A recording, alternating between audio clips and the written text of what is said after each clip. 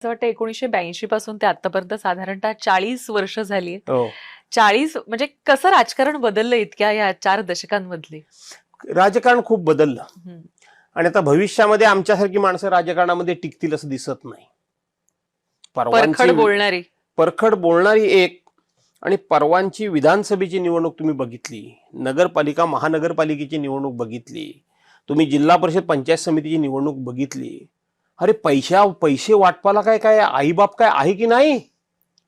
काय तुम्ही पैसा पैसा पैसा म्हणजे एवढा पैसा वाटला जातो. माझ्यासारख्या माणसाला आजही निवडून येण्याकरता आता मी आतापर्यंत 8 वेळा निवडून आलो वेगवेगळ्या निवडणुकांमधून.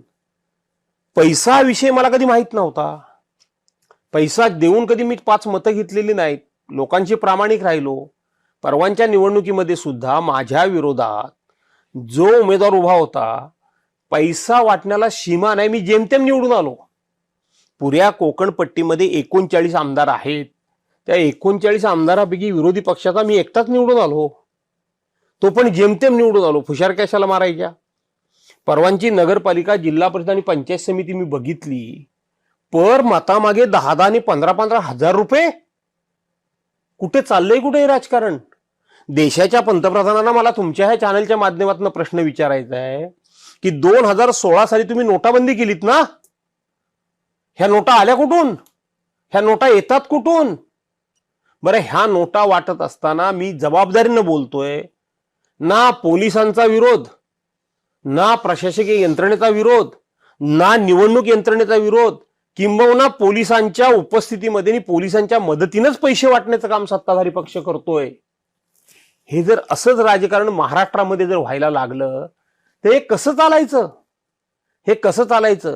कालची साताऱ्याची तुम्हाला निवडणूक तुम्ही बघितली, सत्ताधारी पक्षातलेच मंत्री मार खातायत. कशाला बिहारच्या आणि उत्तर प्रदेशच्या गोष्टी करायच्या, प्रदेशच्या गोष्टी करायच्या? सत्ताधारी मंत्रीच एकमेकाचे मार खातायत. कशा करता?